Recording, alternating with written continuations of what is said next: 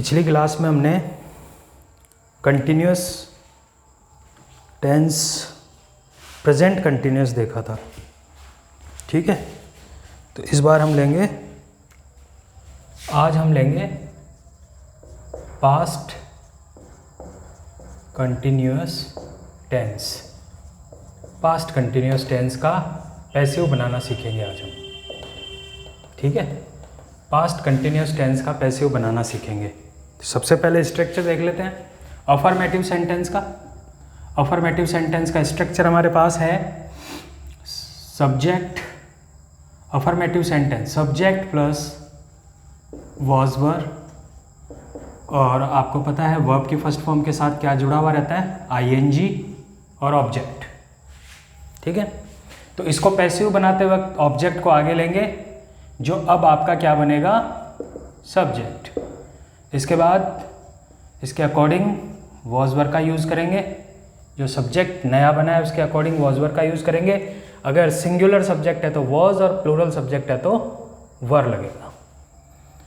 इसके बाद यहाँ पे वर्ब की फर्स्ट फॉर्म में आईएनजी लग रहा है तो आपको क्या लगाना है, बीइंग, और उसके बाद बीइंग के बाद वर्ब की कौन सी फॉर्म लग जाएगी, थर्ड फॉर्म, फिर बाय का यूज़ करेंगे और उसके बाद हम ऑब्जेक्ट सब्जेक्ट को ले जाएंगे ऑब्जेक्ट की जगह, जो अब आपका बन जाएगा ऑब्जेक्ट, ठीक है।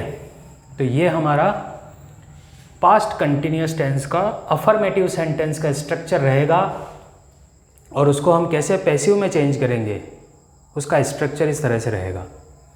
तो वही कल की तरह दो एग्जाम्पल लेंगे।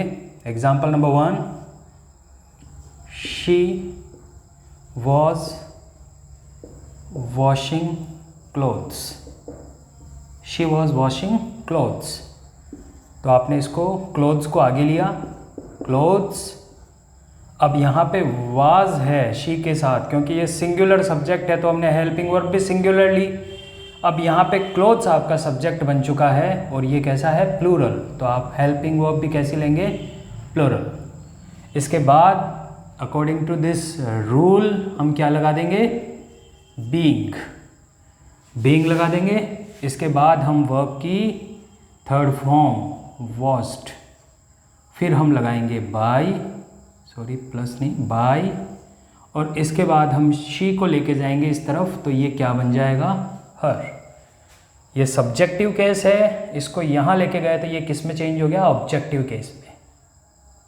क्लियर हुआ, clothes were being washed bye हर। मेरे ख्याल से आपको समझ आ रहा होगा।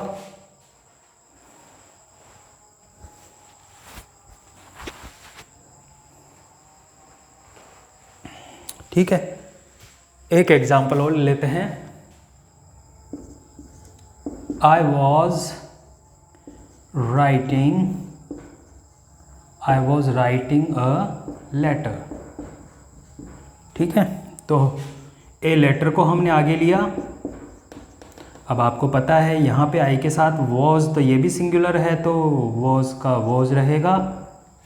इसके बाद आपने being जोड़ दिया, इसकी थर्ड फॉर्म रिटर्न, बाई लगाएंगे और आई इस तरफ लास्ट में जाके ऑब्जेक्टिव केस में चेंज हो जाएगा, आई का मी। मेरे ख्याल से ये पॉइंट आपको समझ में आया होगा। तो अब हम ले लेते हैं नेगेटिव सेंटेंस। सेकंड जो हमारा स्ट्रक्चर रहेगा वो रहेगा नेगेटिव सेंटेंस का। और नेगेटिव सेंटेंस कैसे होते हैं, सबसे पहले सब्जेक्ट आता है, उसके बाद वाज वर, फिर आपको नॉट जुड़ा हुआ मिलेगा क्योंकि नेगेटिव सेंटेंस है, और हेल्पिंग वर्ब के बाद नॉट लगाया जाता है। इसके बाद वर्ब की फर्स्ट फॉर्म के साथ आईएनजी और ऑब्जेक्ट। तो इसे हम बनाएंगे, तो हम ऑब्जेक्ट को आगे ले लेंगे जो अब आपका सब्जेक्ट बनेगा, फिर हमने इसके अकॉर्डिंग वॉज वर का यूज़ किया और नॉट लगा दिया, फिर हम लगा देंगे बीइंग, वर्ब की थर्ड फॉर्म बाय, और सब्जेक्ट आपका चला जाएगा लास्ट में, जो अब क्या बनेगा, ऑब्जेक्टिव केस बनेगा, ऑब्जेक्ट बनेगा अब, ठीक है। तो ये हमारा नेगेटिव सेंटेंस का स्ट्रक्चर है और इसका पैसिव इस तरह से बनेगा। इसका स्ट्रक्चर आपके सामने मौजूद है। तो हम एक एक दो एग्जाम्पल ले लेते हैं। Ram was singing a song, sorry negative sentence है, नेगेटिव सेंटेंस है ये, तो यहाँ आ जाएगा Ram was not singing a song. A song को आपने आगे लिया, ए सॉन्ग, यहाँ पे भी वॉज ही लगेगा क्योंकि सिंगुलर सब्जेक्ट है, नॉट अपनी जगह पे रहेगा, इसके बाद आप लगा देंगे बीइंग, फिर वर्ब की थर्ड फॉर्म, तो ये हो जाएगी संग, बाय, और राम को लेके चले जाएंगे हम लास्ट में। तो एक बार फिर से मैं रिवाइज करवा देता हूँ, केवल 5 प्रोनाउन चेंज होते हैं। आई किस में चेंज होता है? मी। वी किस में चेंज होता है? अस। ये वाइस वर्सा का साइन है, इंटरचेंज। ही किस में चेंज होता है? हिम। शी किस में चेंज होता है? हर। ये देखिए, इसीलिए मैं आपको दिखा रहा था, ये शी मैंने हर में चेंज किया, आई मैंने किस में चेंज किया? मी में, ठीक है। और एक दे, दे किस में चेंज होता है? देम। तो ये 5 प्रोनाउन जो हैं वो चेंज होते हैं। सब्जेक्ट, सब्जेक्ट इधर जाके ऑब्जेक्ट में, और ऑब्जेक्ट इधर जाके सब्जेक्ट में चेंज हो रहा है, ठीक है। तो ये इस तरह से आपको ध्यान रखना है। सब्जेक्टिव केस ऑब्जेक्टिव केस में, और ऑब्जेक्टिव केस सब्जेक्टिव केस में चेंज हो रहे हैं, ठीक है। तो हम एक एग्जांपल और ले लेते हैं इसका, एक एग्जांपल और ले लेते हैं हम। दे वर प्लेइंग, सॉरी फिर से मैंने सिंपल लिख दिया, they were not playing football. They were not playing football, तो आपने फुटबॉल को आगे लिया, football was not being played by them. देखिए देम, दे देम में चेंज होगा, ठीक है। तो मेरे ख्याल से ये भी आपको समझ में आ रहा होगा। अब ले लेते हैं हम इसका इंट्रोगेटिव। इंट्रोगेटिव ले लेते हैं, इंटेरोगेटिव, ठीक है। तो इंटेरोगेटिव में एक तो ले लेते हैं हम हेल्पिंग वर्ब से, और एक ले लेंगे हम WH वर्ड से। तो जो हमारा first structure affirmative, second negative, third हमने ले लिया इंटेरोगेटिव। इंटेरोगेटिव का स्ट्रक्चर क्या होगा? वॉज वर, ये आगे रहेगा सब्जेक्ट से। हेल्पिंग वर्ब वाले ले रहे हैं हम, यस और नो वाले, ठीक है। क्लोज एंडेड क्वेश्चंस, तो वॉज वर आगे रहेगा सब्जेक्ट से, इसके बाद वर्ब की फर्स्ट फॉर्म में ING, इसके बाद ऑब्जेक्ट, और लास्ट में इंट्रोगेशन मार्क, क्वेश्चन मार्क, ठीक है। तो जब हम इसका पैसिव बनाएंगे, इसका पैसिव बनाएंगे तो हम वाज वर्ब को आगे ही रहने देंगे, उसके बाद ऑब्जेक्ट जो अब आपका सब्जेक्ट बनेगा, इसके बाद बीइंग, वर्ब की थर्ड फॉर्म बाय, और सब्जेक्ट चला जाएगा लास्ट में, ये आपका इंट्रोगेशन मार्क, ठीक है। प्लस लगा देता हूँ। ये आपका स्ट्रक्चर रहेगा इंटेरोगेटिव सेंटेंस का, इंटेरोगेटिव सेंटेंस का स्ट्रक्चर, और उसका पैसिव इस तरह से बनेगा, ठीक है। तो एक दो एग्जांपल ले लेते हैं। Example number 1, was she making tea? Question mark. तो वॉज आगे ही रहेगा क्योंकि टी अनकाउंटेबल नाउन है, और अनकाउंटेबल नाउन हमेशा सिंगुलर रहता है, तो वॉज आगे ही रहेगा। Was T being, was T being made by her. She इधर जाके किस में चेंज हो जाएगा? हर में। सी उधर जाके हर में चेंज हो जाएगा,